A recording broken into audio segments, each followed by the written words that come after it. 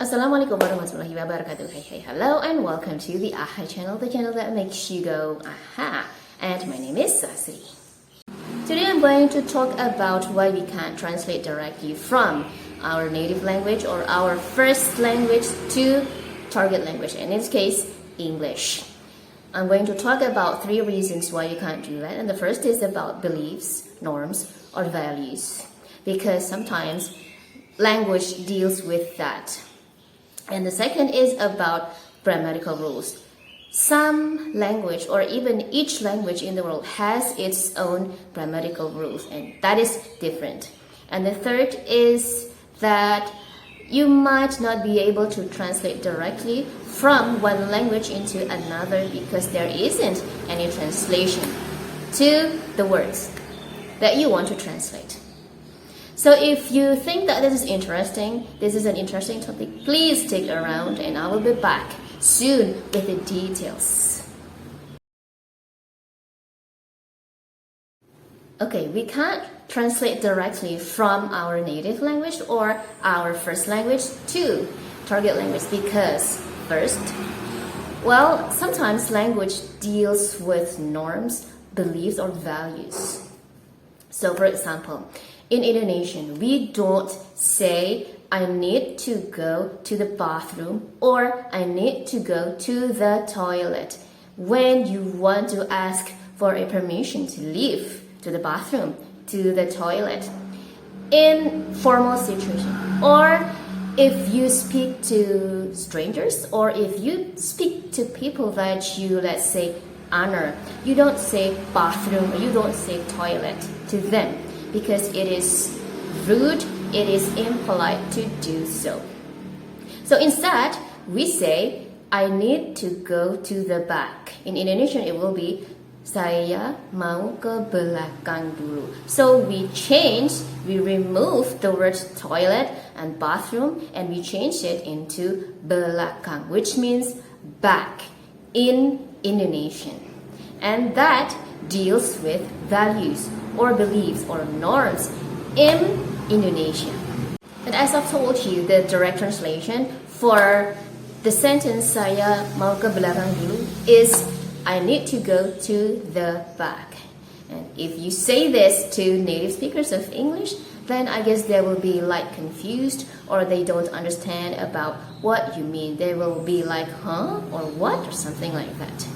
So again, this word choice deals with norms, beliefs, or values in a certain place, in a certain country, or in a certain area or region.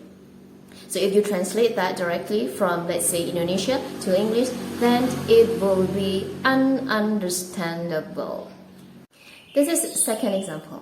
I speak Japanese as my native language and I speak Indonesian as my first language. And in Japanese, we have this certain idiom to describe a person that loves gossiping, loves talking too much. And that is called lambe turah. And I guess it also deals with the norms and the beliefs and also the values among Japanese. And if you translate that directly to English, it will be lambe is lips and turah is leftover. So it will be like leftover lips. So if you translate that directly, you can say she is a leftover lips. Can you imagine saying she is a leftover lips to native speakers of English?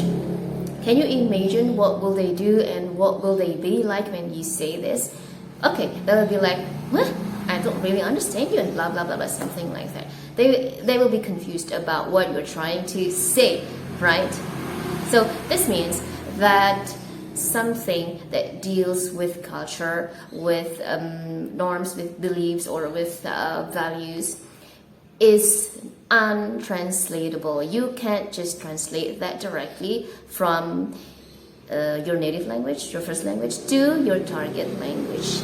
It can't be done. You can't do that because it will be ununderstandable again. Okay, this is the second reason why we can't translate directly from our native language or our first language to target language. Each language in the world has its own different grammatical rules. Okay, so for example, in Indonesian, we can insert the word very between subject and a verb. Okay, for example, we can say saya sangat tidak suka matematika. The subject here is saya and the verb here is tidak suka. And in English it will be, if we translate that directly to English, it will be I very dislike math. Of course, if you say this to native speakers, they will still understand you, of course. I can say that.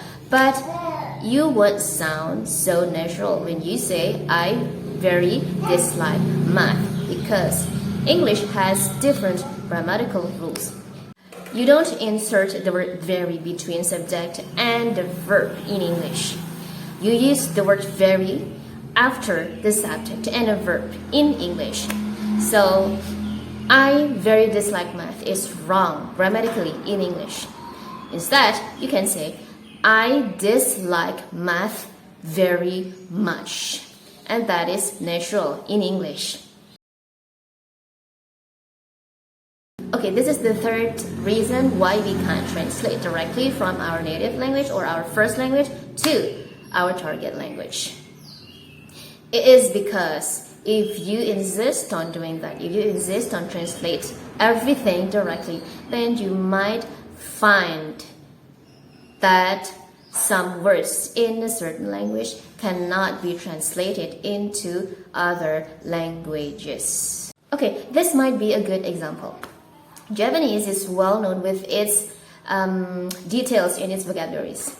For example, in Indonesian and in English, you can only find one word, and that is kick, to describe about how your feet can move something. In Japanese, we have sambar, tendang, and one more, jejak, to describe how our feet can move something. So I can imagine when my students ask what is the English word for the word jejak, sambar, and tendang, I will answer that the English word for those words are only one, and that is kick. And that is funny. I mean, 3 words with the same translation. Okay, and this is the most difficult one to translate in Japanese, and that is kunduran. It is a situation where you are standing or you are driving or you are riding a motorbike behind a vehicle, and the driver of the vehicle who is in front of you is trying to move backward, and he didn't realize that you are behind him or you are riding a bike behind the vehicle he's driving. So you're like, "Oi, watch out!" Something like that. And that is the meaning of kunduran in English. So my question is, what is kunduran in English? What is the translation for kunduran in English? Can you answer my question? I can't. And that proves that some words in a language cannot be just translated in another language because it doesn't exist in the other language, the target language. And that is why you can't translate directly from native or first language to your target language sometimes.